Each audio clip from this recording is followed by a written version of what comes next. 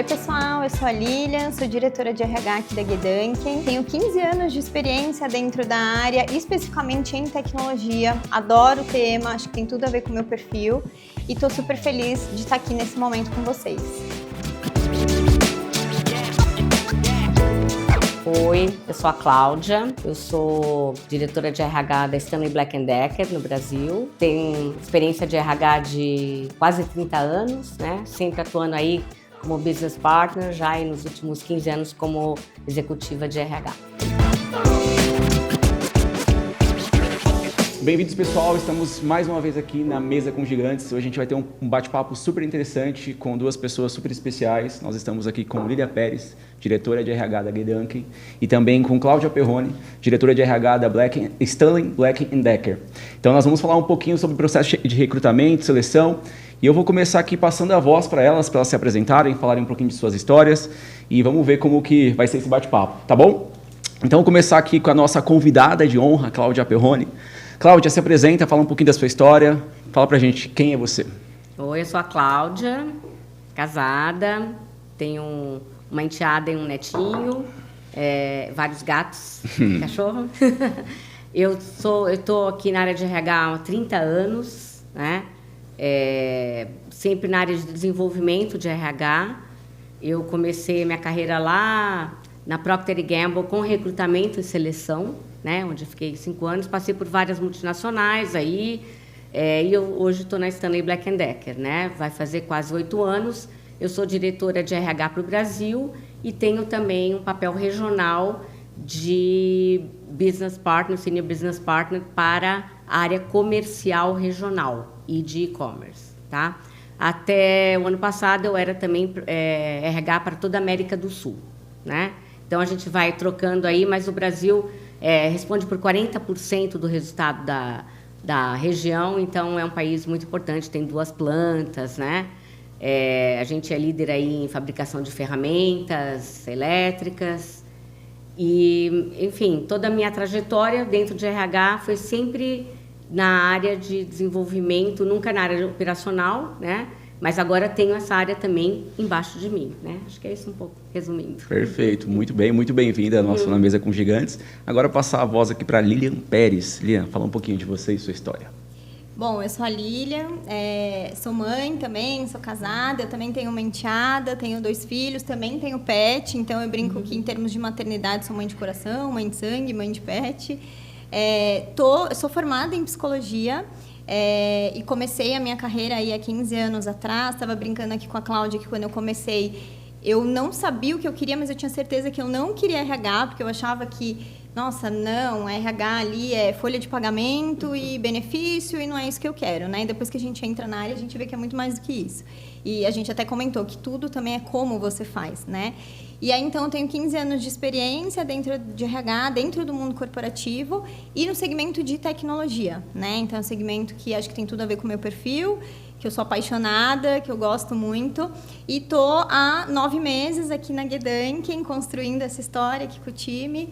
Assumi, né, dentro aí das responsabilidades todos os subsistemas, então olhando aí o RH como um todo e também a área administrativa. Perfeito, muito bom, muito bom. E antes da gente começar nosso bate-papo aqui, eu comecei provocando elas em relação às novas tecnologias, novas ferramentas para análise de perfis, né? Então, vou começar com a primeira pergunta aqui, falando de transformação. Hoje, como que vocês percebem essa transformação que acaba impactando as empresas e as pessoas? Falam para a gente um pouquinho como que é isso para vocês. Começa, por favor, Cláudia. Olha, eu acho que assim, hoje a gente tem a tecnologia a nosso favor. Isso ajuda muito, né? Aí até como a gente estava falando aqui, mas isso não fica impessoal? Não, porque na verdade, quando você faz o recrutamento, tem todo um passo antes para você chegar num pool de candidatos, que antes quando eu comecei, eu tinha pilhas de currículos para analisar e olhar. Eu tinha um telefone que os candidatos ligavam, eu ouvia as mensagens. Então, era um trabalho assim operacional mesmo, né? E esse trabalho, hoje em dia, você consegue com a tecnologia, né? E hoje em dia isso já está muito melhorado, né?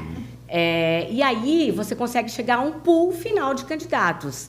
Aí sim você vai conversar, você vai ver, você vai fazer teste psicológico, enfim, depende da empresa, de como você faz esse recrutamento, se é entrevistado por um pool de pessoas, enfim. Mas tem todo tanto que é recrutamento e seleção, né? A parte de recrutamento, eu acho que está muito mais fácil hoje em dia com a tecnologia. Ela realmente veio a nosso favor, né?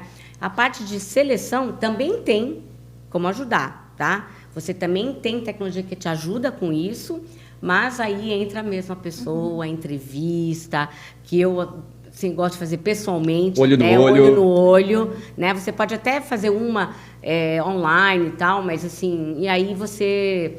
Eu acho que isso não mudou, tá? Isso não mudou. O que mudou é toda a parte anterior, né? Não sei se você Isso, concorda. e para facilitar o nosso trabalho, né? Porque é o que a gente estava falando.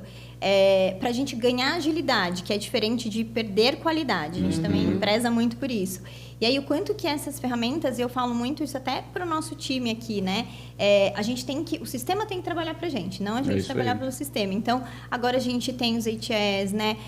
Tem muitas ferramentas que facilitam o nosso trabalho para a gente ser mais assertivo. Porque a gente sabe o impacto de uma contratação errada, né? Com certeza. Então, justamente tudo isso assim, só veio para facilitar. E a gente brincou, né? Fomos guerreiras porque a gente fazia hunting, aí o screening por telefone. Na velha né? escola, old school. Na época, old school, na época nem tinha aí muito o LinkedIn.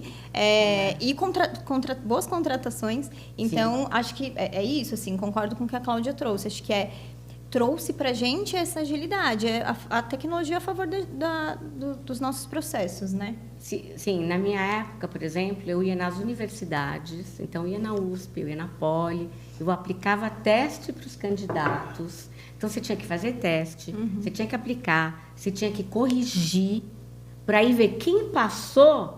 Aí a gente... Olha o tempo. Corrigir redação. Corrigir redação, teste de inglês e tal. Aí quem passava aí, porque nessa época não tinha nem rede social, né? E, então, você imagina... E outra coisa, né? Para você abrir uma requisição de uma vaga, antigamente, era tudo papel, assina um, assina o outro, vai para ir quando era multinacional, para ir para fora. Hoje em dia é tudo no sistema. Então, isso melhorou muito. E parametrizado, é só flegar e pá, já está lá conectado. E o meio ambiente agradece, menos papéis. Também. Isso é muito importante. Exato. Também. E justamente vai conectar com a próxima pergunta, que a gente está vendo uma nova geração vir aí em relação ao mercado de trabalho. E eu queria saber com vocês como que vocês enxergam hoje essa possível escassez de talentos e a mudança de relação entre as empresas e os profissionais. Como que vocês percebem isso? Vamos inverter agora. Começa contigo, Lilian. Eu acho, Bruno, essa pergunta assim, excelente, porque eu acho que tem 2 pontos, né? Tem, naturalmente, não sei se é bem uma escassez de talento, mas o que eu percebo é que tudo mudou, né? E se as empresas não se adaptam também a essa mudança, é outra geração. Quando a gente fala geração Y, Z, millennials, então, assim, a gente tem que acompanhar essas mudanças, senão, de fato, a gente não vai conseguir ser assertivo no processo. E tem um ponto que o que eu percebo é que cada vez mais, não sei, né, a realidade aí da Cláudia, mas a empresa de tecnologia tem bastante isso, que a gente tem perdido os nossos talentos para os nossos próprios talentos. O que isso quer dizer? Que as pessoas não querem mais o tradicional ali das 9 às 18, eu vou ali, né, lembra muito o filme do estagiário que vai lá com a pastinha dele, né, eu lembro muito do meu pai nesse filme. Não quer, né, a gente está agora em outra época, é isso, é remoto, é híbrido. As pessoas, uma grande diferença que eu vejo até de transformação, o processo seletivo ele deixou de ser unilateral, né? Então, assim, não é a empresa escolhe o candidato, né? Já foi, já era, acabou, não é mais assim que funciona. E as empresas precisam se adaptar, pensar, né, em novas ali, novo jeito, né, um pouco pensamentos Gedanken, pensar além do que existe, de fazer acontecer, porque senão você não vai atrair mesmo quem você quer. A gente fala de recrutamento e seleção, e é isso, atração, recrutamento e seleção, porque antes a gente atrai, né? E se a gente não consegue atrair, a gente não consegue recrutar. Sim. Então, hoje, as pessoas, o jeito de pensar é diferente, as pessoas querem empreender, por isso que eu falei, né, brinquei de os talentos, a gente perdeu os talentos para os próprios talentos, porque eu vivenciei muito isso de ter uma pessoa que estava super engajada, feliz, mas por que você vai sair? Não, porque eu quero empreender, eu tenho esse sonho. Ou eu quero fazer sabático. A gente não escutava isso alguns anos atrás, sabático, né? A pessoa se prepara, ela se organiza para ela ficar um ano fora, né? Então, as coisas de fato mudaram e a gente, como RH, a gente precisa acompanhar, senão aí sim a gente não vai conseguir ser assertivo, não vai conseguir achar as pessoas que a gente quer e naturalmente também vai ter uma escassez de talentos, porque dependendo ali do nicho, da vaga que a gente quer, essas pessoas talvez não queiram, né? Deixa eu só fazer um comentário em cima da sua fala, que é justamente isso. Eu acho que as pessoas começaram a entender que é importante também que haja uma pessoa completa para que ela possa se entregar para a empresa, né? Porque se ela estiver faltando alguma coisa, se ela precisar de fato ter um ano sabático para se reconectar com ela mesma, eu acho que ela vai vir muito mais inteira para essa vaga, para essa empresa, e se dedicar de corpo e alma. Porque antes vinha só o corpo, agora vem um corpo e a alma. Né? Eu acho que é interessante ter esse momento. Ô Cláudio, comenta um pouquinho também o que... Eu concordo completamente. Eu acho que primeiro tem assim, escassez de talento sempre houve, sempre vai haver. Principalmente no Brasil, onde a gente tem uma grande parcela da população que é analfabeta funcional. Né? Então, ou seja, não sabe interpretar um texto. Né? Então, a gente sabe que é uma porcentagem muito pequena que a gente está... É um grande pool de empresas e de mercado disputando uma população cada vez menor até, né? Porque cada vez menos gente qualificada. Então, acho que essa escassez sempre houve. O que eu acho é que mudou a forma de recrutamento, mudou a forma de encarar. Como ela falou, primeiro que antigamente era assim, eu que trabalhei em empresas muito grandes, multinacionais, que na época era assim, tipo, tinha fila para querer, né? Então, eu fazia teste, sei lá, não sei quantos candidatos, e assim, todo mundo queria, né? Não tinha essa. Agora, não. É uma via de dois lados mesmo. Eu tenho que... O que eu ofereço, né? E o que ele oferece. É uma troca, né? Então, isso cada vez mais está mudando. E eu vejo ainda empresas que não se tocaram disso, por incrível que pareça, né? Então, e acho que tem um passo antes do recrutamento, que é, não adianta você fazer um recrutamento perfeito e tal, o que você faz na empresa? Como é que é o seu engajamento, a sua nota de engajamento, como é que é vista a sua empresa? Antigamente, lembra do Love Mondays, que agora é Glassdoor, né? Então, você tem que ver isso, né? Então, a gente preza muito por isso. E eu acho que, sim, as gerações vão mudando e vai mudando. Então, né, na época do meu pai, do teu pai, teu avô, enfim, né? Era isso, trabalhava das 9 às 6 ou das 8 às 5, 1 hora de almoço, o pessoal saiu. Agora é uma loucura, gente. Não tem horário, não tem... você faz... Então, você tem que se habituar a isso. Ou seja, a pessoa pode ser que ela vai trabalhar num horário diferente, ou ela vai trabalhar de casa. Então, você tem que ver qual é a sua necessidade, qual é a necessidade do candidato e onde ela se encaixa. Como você falou, perfeito, inteiramente. E eu acho que não mudou só a geração. Muita coisa mudou depois da pandemia. Com certeza. Tem um corte. O mundo é outro, tem um corte. Porque, por exemplo, eu tenho um presidente de um país, que eu era da América do Sul, né, um presidente de um desses países, que com 50 anos, ele falou, não quero mais. O cara tinha 35 anos de empresa. Não, 30 anos de empresa. Começou como estagiário. Não quero mais. Não tem outro emprego, vai fazer um sabático. Com 50 anos. Então, não é... Exato. É porque as pessoas começaram a repensar a vida. Então, a gente tem duas coisas, eu acho. A gente tem o geracional e tem o mundo ficou outro depois da pandemia, né? E é tão interessante, né? Porque hoje é isso, essa mudança é tão disruptiva que as pessoas elas não escolhem mais pela remuneração, não é mais grana, não é mais salário, né? Não. É isso, ver ali a empresa, ver engajamento, propósito, valores. Eu lembro que na época que eu estava para entrar na Gedank, eu também recebi uma outra proposta e eu compartilhando ali com meu pai, uma que era financeiramente maior, e eu falei, não, pai, mas não está conectado com o meu propósito. Ele ficou me olhando assim, ele tipo, como assim? Mas qual que é o seu propósito, né? Não, pai, mas não está conectado com o propósito de vida. E é isso, então o além, o que as empresas estão fazendo além, né, pra gente atingir aquele público. Então, hoje não é mais bonito você falar que você é workaholic, É, que isso você aí. trabalha 12 horas, trabalha Em algum momento foi legal falar isso. Nossa, Antes isso era valorizado. Então, assim, eu vou ser reconhecido se eu trabalhar muito. Posso falar? Nunca foi legal, tá? Era Sempre foi aceitável. improdutivo. Aceitável. Talvez era Não, aceitável. Não, o pessoal né? achava legal. Mas na verdade nunca foi legal, gente. E isso era aceitável. Hoje é debate. Quando a gente fala de equilíbrio, quando a gente fala de saúde mental, hoje a gente tem temas para falar sobre isso. Naquela época não tinha, não se falava. Imagina. NR01 que vai entrar agora, não existia nada disso, né?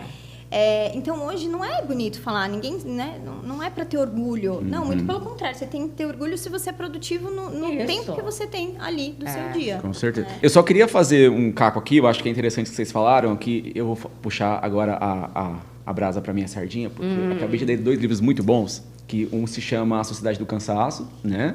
E o outro também, O Essencialista, que eu acho que eles trazem 2 pontos muito importantes, que eles justamente falam isso, sobre uma sociedade que eu acho que a gente estressou ela ao máximo, né? Para produzir mais, achando que isso é sinal de qualidade, mas mais não quer dizer que está fazendo melhor.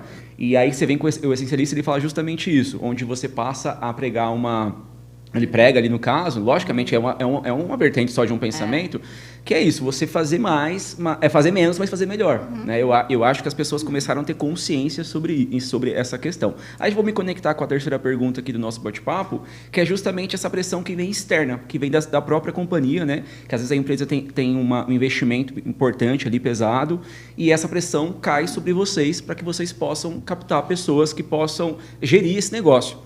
Aí eu queria que vocês falassem um pouco como que é como que é lidar com essa pressão no dia a dia, eu acho que do investimento que as empresas recebem e como que vocês fazem para isso crescer. Comentem um pouquinho, começando agora, invertendo para a Cláudia falando. Acho que eu posso falar bem disso, porque a nossa empresa é uma empresa de capital aberto, né? E uma empresa que tem que gerar resultado para o stakeholder, né? E para a bolsa. Né? Então, assim, isso muda muito. É uma empresa que visa muito financeiro, como qualquer empresa que é de capital aberto, né? Então, sim, tem isso. E aí, o que você falou é assim, primeiro que eu acho que a liderança local toda tem uma responsabilidade muito grande de traduzir isso de uma maneira, como eu vou conseguir esses resultados, né? Com esses recursos que eu tenho, da melhor maneira. E o RH tem um papel fundamental. Então, essas empresas têm que ter o RH sentado na liderança, uma cadeira, porque você tem que falar isso não pode, isso pode, assim a gente não vai fazer. E muitas vezes eu faço isso, muitas vezes, tá? Porque, por mais que você tenha líderes bons, a pressão é tão grande por resultado que, por exemplo, nós vamos, mas precisa trabalhar 7 dias. Eu falei, não pode. Não pode porque é lei. Nós não vamos fazer nada que é contra a lei. Então, você precisa que fique esses dias, você vai dar um dia de folga para a pessoa, ou você vai contratar mais gente. Então, e veja bem, o executivo ele não quer sacanear o funcionário ali.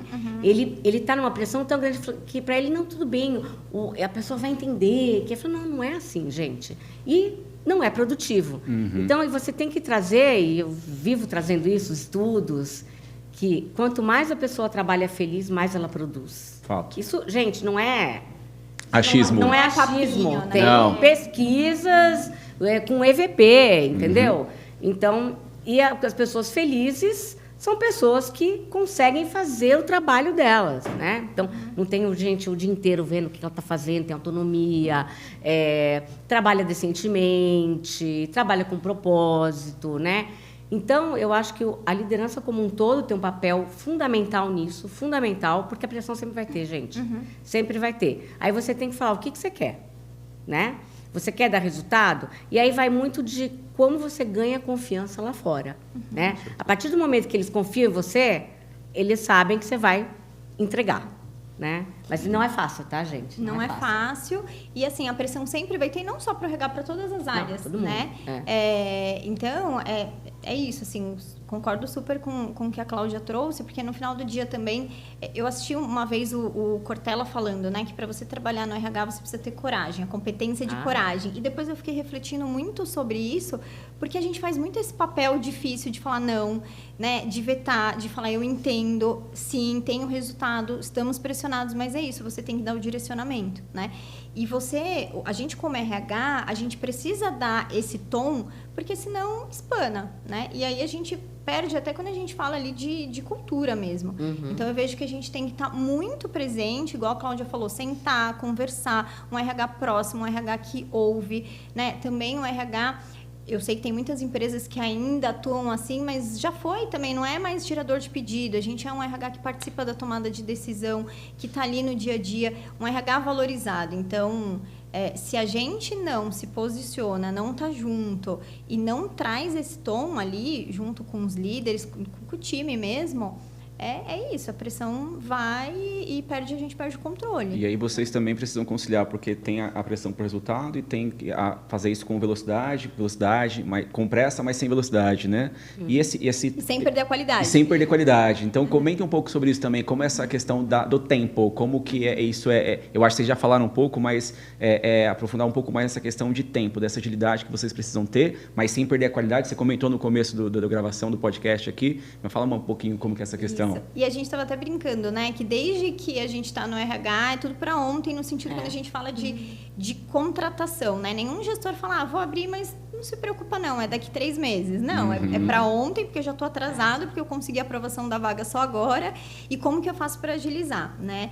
E aí, o que eu trago é isso. A gente, sim, é agilidade sem perder a qualidade, sem perder a essência do que a gente faz, porque tem um custo e o custo é alto se a gente traz pessoas erradas, né? Não só ali de impacto, o custo financeiro, mas o custo emocional de mexer em toda a estrutura de novo, o retrabalho. Então, assim, a gente tem que também estar junto e explicar para os gestores, o que eu tento fazer bastante, o porquê que a gente está fazendo todas aquelas etapas, o que significa cada um. Porque, não precisa entrevistar, não, pula. Não, gente, não é pula, né? Não, a gente vai fazer o processo, né? A gente vai fazer um business case, a gente vai fazer... Por quê? Porque isso, o líder do futuro vai me agradecer por a gente ter, né, seguido todo o processo. Então, acho que a gente tem que tomar muito cuidado para também não cair nessa pressão, porque, sim, no final do dia a gente sabe o impacto de não ter uma pessoa, mas o impacto de a gente contratar alguém errado também, ele é grande, né? Eu sinto muito isso, às vezes, também onboarding, assim, de... Puxa, não precisa ali do onboarding. Não, já vem aqui, já começou. Onboarding de 1 semana, de 3 dias. Não precisa. E a gente sabe também, tem números ali que a gente traz, né? Tô até com uma colinha aqui, que a gente tem um aumento de, assim, 25%, né? De saída, se a gente não faz um onboarding bem feito. E se a gente faz um onboarding bem feito, a gente tem também o que a gente fala ali, que a gente tá falando de produtividade, de uma pessoa feliz. Tudo isso, no final do dia, é retenção. Né? E aí a gente não ter um turnover para não fazer a vaga de novo. Só fazer um comentário bobinho aqui, mas sabe aquele filme Karate Kid? O cara começa a pintar a cerca. Ele fala, mas por que eu tô pintando a cerca? Depois você vai entender por que você está pintando essa cerca. Etapas, né? Não é bobinho não, esse filme é bem interessante. Tira o casaco, põe o casaco. Por que ele está fazendo isso? Às vezes a gente não consegue entender, às vezes os grandes mestres aparecem de forma, né? Às vezes você não espera muito. Fala um pouquinho pra gente também, Cláudia, como que você percebe essa questão dessa velocidade, dessa pressão e os impactos. Eu concordo, e assim, não tem como você abrir mão da qualidade pela velocidade, tá? E assim, é como ela falou, todos são para ontem, né? Então, quando eles falaram, não, é prioridade 0, eu falei, então, olha, deixa eu te explicar também. É prioridade 0 para você. Para o negócio, eu tenho várias prioridades. E aqui, junto com o presidente, a gente vê quais são as prioridades. Porque muitas vezes é prioridade 0 para ele, mas não é prioridade 0 para a empresa. Né? Então, ou, como ela falou, eu estou há 2 meses, e 2 meses e não consigo contratar. Só que ele conseguiu aprovação faz 1 semana. Né? Então, aí você explica, aí você acalma a pessoa, você fala. E aí eu falo, muitas vezes até eu falo, você quer? Eu vou contratar, eu vou ali na esquina, falo, você quer trabalhar em vendas? E trago. Não vai durar 1 semana, é isso que você quer? Ou você quer uma pessoa... Porque aí eu falo, olha a descrição do cargo. Você está pedindo aqui, fora que todo mundo pede um cientista da NASA, né? Aí você tem que voltar e falar, você está procurando um cientista na NASA ou é um vendedor, né? Pós-graduado, fala 3 línguas, né? MBA, caramba. Às vezes você apresenta a pessoa fala só um. Mas dessa lista aqui, eu falei com 60 para chegar nesse. Exatamente. Então, tem toda uma educação, né? Mas, assim, lógico que vai ter vezes que eu vou ter que correr, e eu vou correr, mas nunca sem deixar a qualidade. O que eu vou fazer, vou deixar de fazer. Tem vários pratinhos, né? Aí vai cair um pratinho de plástico, de papel, mas o de porcelana não vai, e eu vou fazer isso, né? Sim. Mas nunca em detrimento da qualidade, porque o resultado é o que ela falou. Não dura. E a velocidade, ela não é ausência de método, não é ausência de processo. Não, a gente... É o que a Cláudia acabou de falar. A gente consegue ser ágil dentro, sem fugir. E uma coisa que eu falo bastante também, eu falo, às vezes, para alguns gestores... Mas quando a gente faz ali alguma coisa da sua área, a gente não tem que cumprir o processo? A gente não tem que abrir a vaga?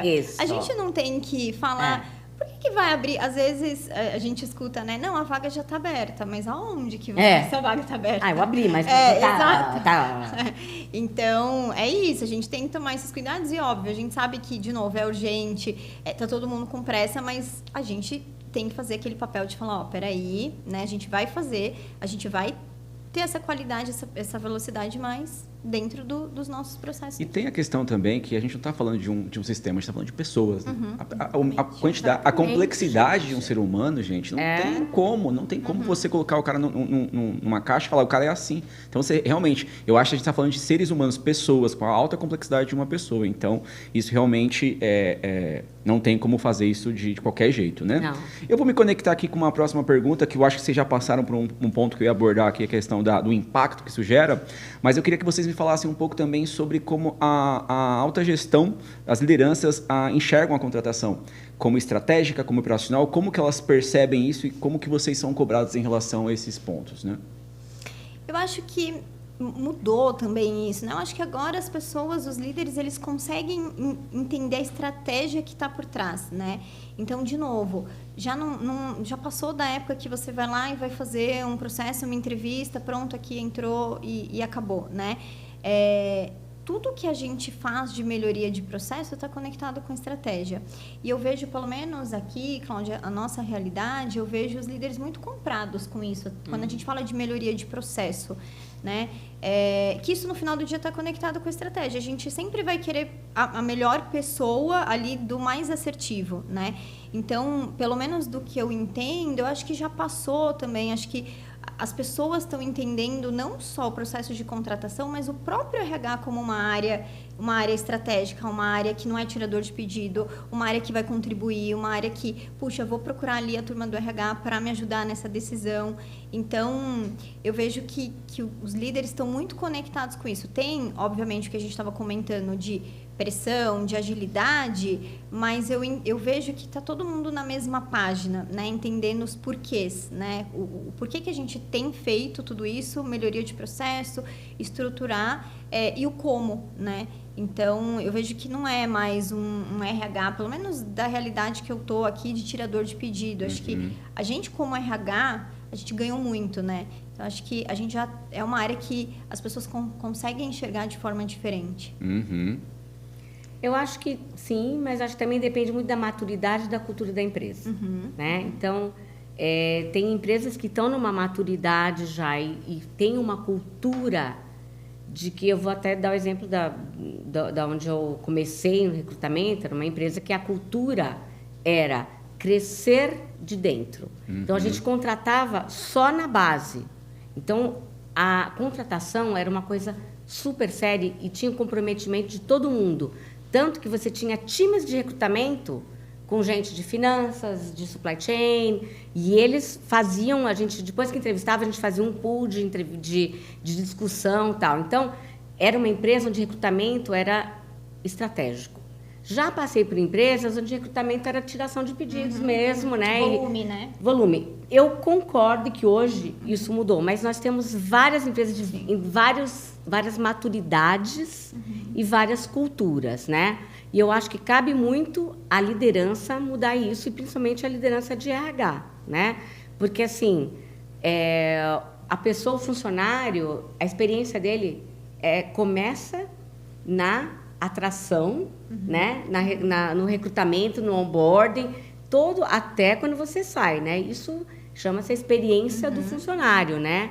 Então, é uma etapa muito importante, né? Então, eu acho que sim, está mudando, mas ainda depende muito, assim, também da cultura da empresa, do estágio onde ela está de maturidade, né? E quanto as empresas também estão abertas para ouvir as ideias, a inovação, porque mesmo com vaga, né, quando a gente fala de volume, porque sim, às vezes você tem que trazer 50 pessoas ali em uma semana, então você não vai conseguir fazer um processo super longo, mas obviamente dentro do que a gente consegue ali de assertividade, mas também o quanto que as empresas estão abertas para isso, né? Porque tem empresa que talvez é isso, o mindset é volume, entrega, porque eu preciso, não importa muito se está alinhado com cultura e tudo bem você sair daqui 2 semanas. Se em 2 semanas ele, né, fez aqui o que tinha que fazer, tá ótimo, né? Então, faz muito sentido isso que a Cláudia trouxe. E é meio bizarro pensar hoje uma empresa que tem um RH apartado, né? O RH como uma coisa não da estrutura, mas como só um braço,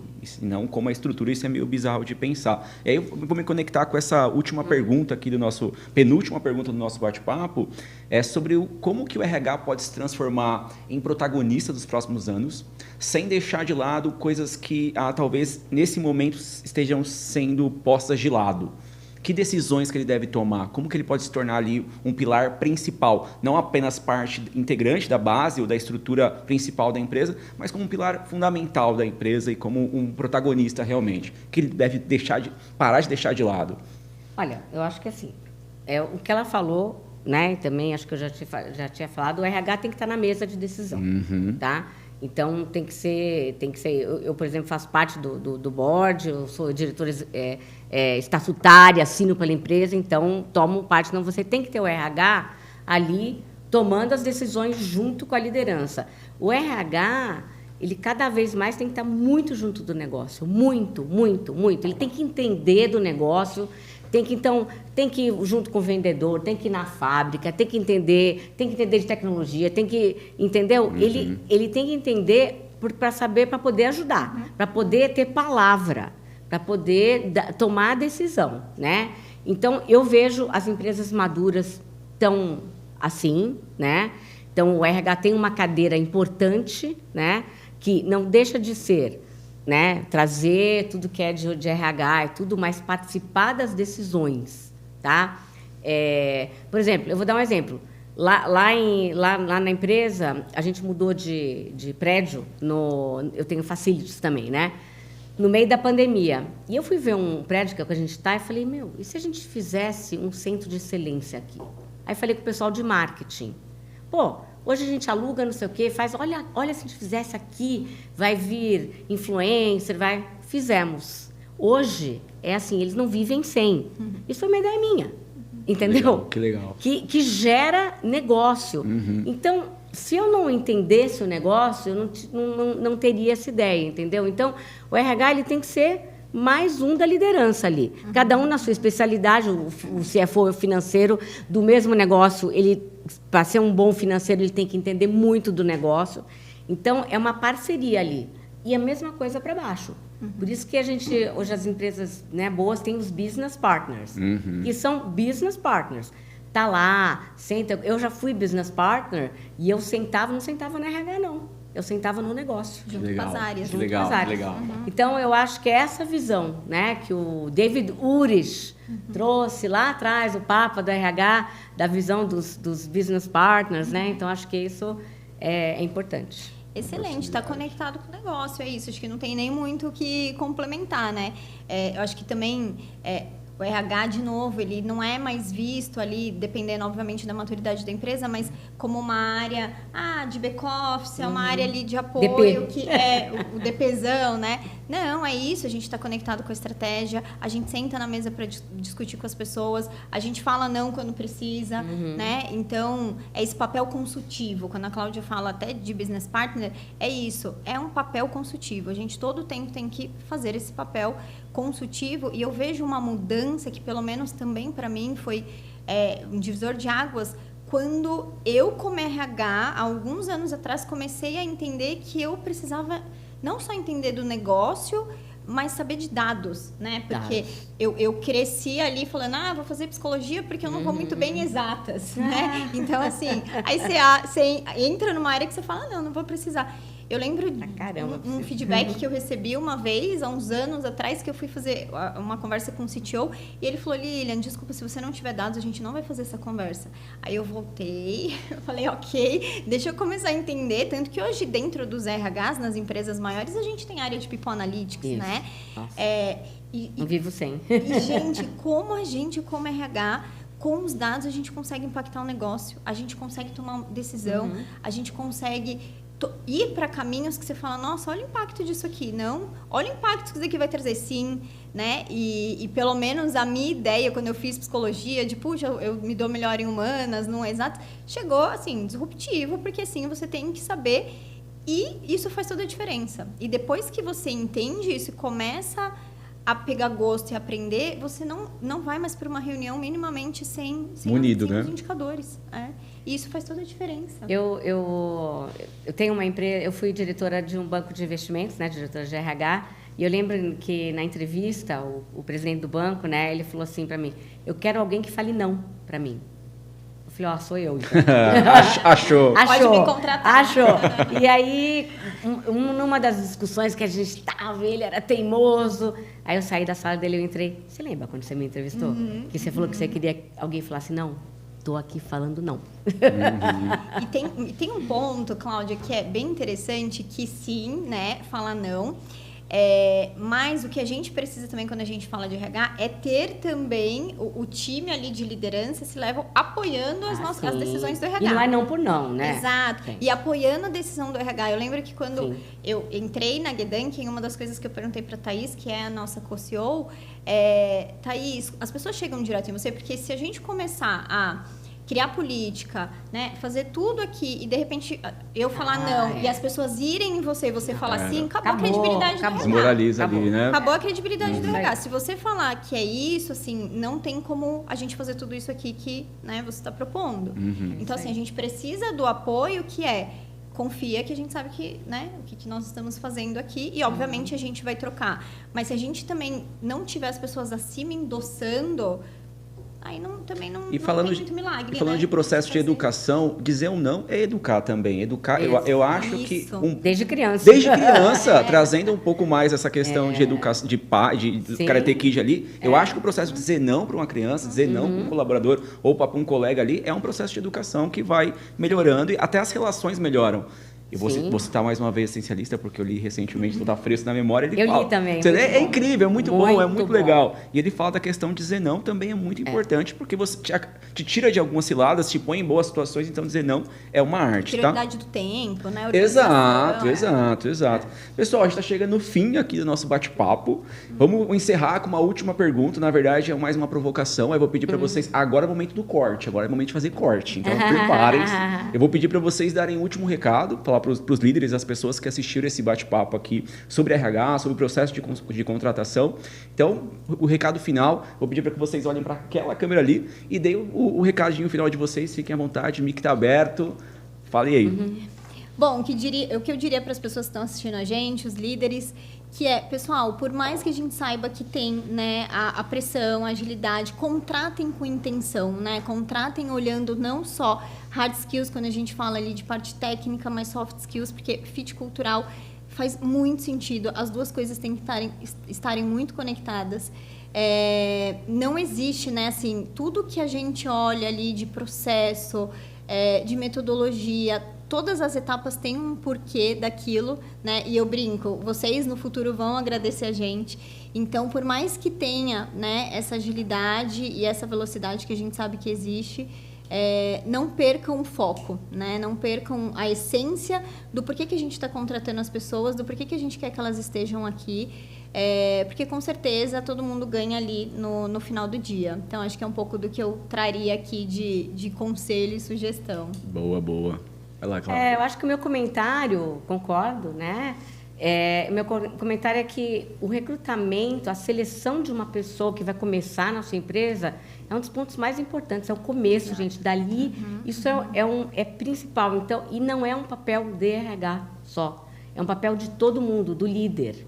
Então, se o líder tem uma vaga, o papel é dele de recrutar bem. Porque ele também, porque veja bem, o RH traz, né, tudo, mas ele vai ser entrevistado pela área e é uma decisão compartilhada. Então, e é uma decisão muito importante, e eu vejo muitas vezes é tão importante aquela vaga e o líder não tem meia hora para entrevistar, ou está entrevistando a pessoa e está olhando para o telefone. Eu pego muito no pé isso, né? Então, assim, dedique um tempo, porque isso vai determinar o profissional que você vai estar escolhendo para trabalhar com você. Então, assim, é realmente um processo muito importante. Então, para levar realmente a sério. São as pessoas que a gente vai escolher para estar no dia a dia ali com a gente, né? Isso que você falou é bem interessante, que daí já não sei nem mais se é dica, mas eu quero que é isso, assim, às vezes o gestor ele não tem 5 minutos para divulgar a vaga dele no LinkedIn. Então, você fala assim, mas você não divulgou a sua vaga no LinkedIn, porque que é você prioridade, tem um networking. né? E você tem um networking Isso. ali que vai atingir aquelas pessoas específicas. Por que você não divulgou? Ai, não consegui, não tive tempo. Então, talvez a vaga, ela não pode ser mais importante para mim do que para você, né? exatamente. Acho que isso determina muito Exato. o sucesso que vai ter essa vaga e essa pessoa que vai ser contratada é o gestor. Às vezes a gente não consegue agenda. Eu falo, gente, acho que eu quero mais Isso. contratado que o próprio É isso gestor, mesmo. né? Você pensa na coisa reverberando, você não começa com a intenção da pessoa, que tá Exato. o stakeholder principal. Por isso que eu falei, por isso como que que eu vai falei. chegar lá? É, né? por isso que eu isso falei, contratar com intenção, né? Isso aí. É. Pessoal, muitíssimo obrigado pelo bate-papo. A gente encerra aqui mais um Na Mesa com Gigantes, com Lília Pérez e Cláudia Perrone. Tchau. Obrigada. Obrigada, gente. Obrigada, gente.